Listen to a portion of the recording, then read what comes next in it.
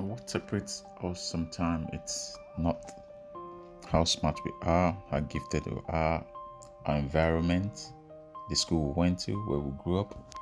Of course, that all counts. But when it comes to what really differentiates us is the power of consistency. The power of doing something without giving up. Most successful people I know, they start something with the hindsight of knowing they might fail. But what's the alternative? See, the alternative of knowing you might fail and not doing it is like the rest of us who would never try just because of the fear of failure. And what I've come to understand is it's not really we're scared of failing, we're scared of the pain of failing, the experience of failing, how we're perceived as a failure, what would other people say? Because if you understand that failure is an event, it's not you, it's something that happens to you sometime, and then you wouldn't have that fear of failing anymore. You would try. Of course, you might fail multiple times, but the consistency of keep going, trying again and again. They say for every one success, there's 10 failures. That just tells you that everyone who wins more fails more. So to win more, you've got to fail more. That means you have to try more times. But just what's the alternative of not trying? You become like every other person.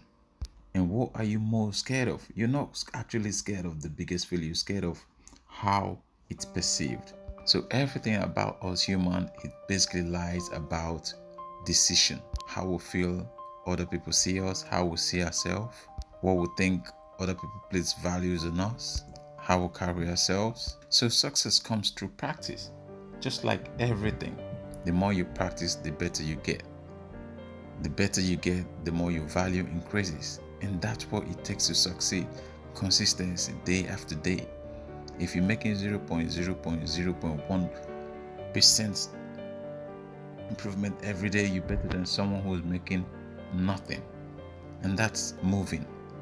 You're moving towards a direction. But at least now you know.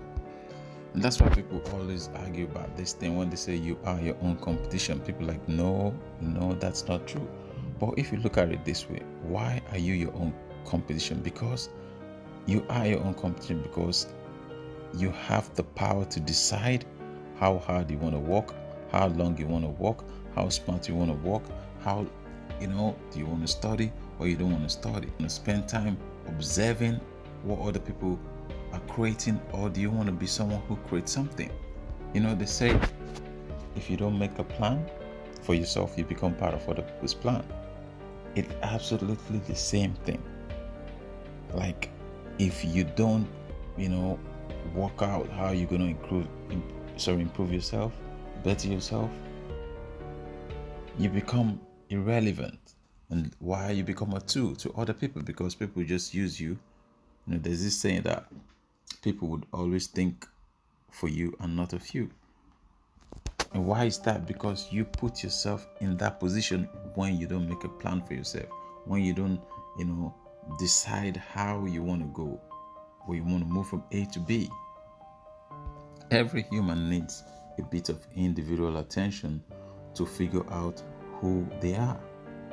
Because without this plan, without you figuring out what you want, where you want to go, what you need for yourself, for your children, for your generation, you're just going to end up blundering through life with no plan, no timetable. And who wants that kind of life? They always say no one stumbles into success.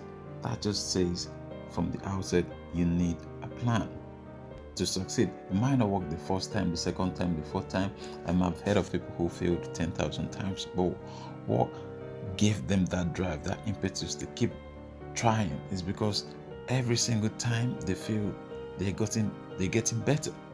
So that drives come from knowing that you're getting better and you're getting closer to your dream. So while a lot of people see your failures, you see them as practice shots. You see them as improvement. You see them as working towards something. So the alternative of not working towards something, of not having a plan, is you hand your life you give it up to someone else. Fold your hands, hope, think, and pray, and wish things will change. Jim Brown says, for anything to change, you have to change. So our lives, if we're going to get better, if we're going to change anything around us, we need to change ourselves. Why? We need to have something to offer. Because I bet every other person around you, apart from your family, they see you as the value you bring to the table. Of course, they see you as a person. If you're religious, to the eyes of God, we're all the same. Every man. But to every other person around us, we are seen as a commodity. We are valued based on our value. That's why some people get paid £5 an hour and some people get paid £50 an hour. Probably the same age, the same country, the same place, but one person has more value than the other. And how did that person create that value? By having a plan, by having a goal, by refusing to just fold their hands and wait for things to change, by taking the leap of faith, the steps to change. And it might not work the first time, it might not work the second time, but continuous improvement definitely brings better value. So this is one thing you have to avoid today. If you have to avoid one thing today, avoid being in that place where you don't have a plan for yourself. You don't have a direction. Because that just means you only have to wait, fold your hands, and wait for other people to change your life. And like I said before, no one would ever think of you. They would only think of you. And you just imagine, in every continent in the world, in every country in the world, we always have 1,000 employees and one boss. It's always like that. There's always 1% in everywhere, regardless of your skin color, your height, your race. There's always 1,000 employees and one boss. Why? Because a boss is the one who puts their idea, plans to work towards it, creates it, and then the rest of us have to work for that boss. So if you're not making a step for yourself, someone is going to make a step for you. Living a life without a plan, basically, it's like having to go through life living without having any responsibility, without having to do anything for yourself or for anyone. That might be some good life for someone who goes through life having no responsibilities at all. Some people are most people are very happy if they would never have to do something for anyone. But just imagine existing in life and basically just being irrelevant, not having a single value. And I think that's what happens when we don't plan, when we don't think, when we don't dream. It's a dream is like everyone should dream. Because without dream, you're basically dead, just existing. Imagine if you were told that you are going to spend most of your life being irrelevant.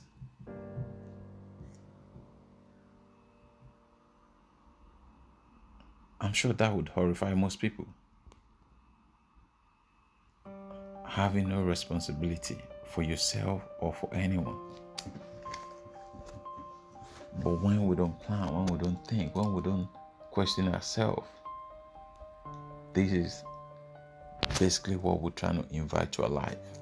Living a life of no value, a life of irrelevant, a life of just existing or just blundering through life. It's good to hope, wish, dream, but dream without plan, dream without work, dream without, thinking. Some say it's basically a wishful thinking.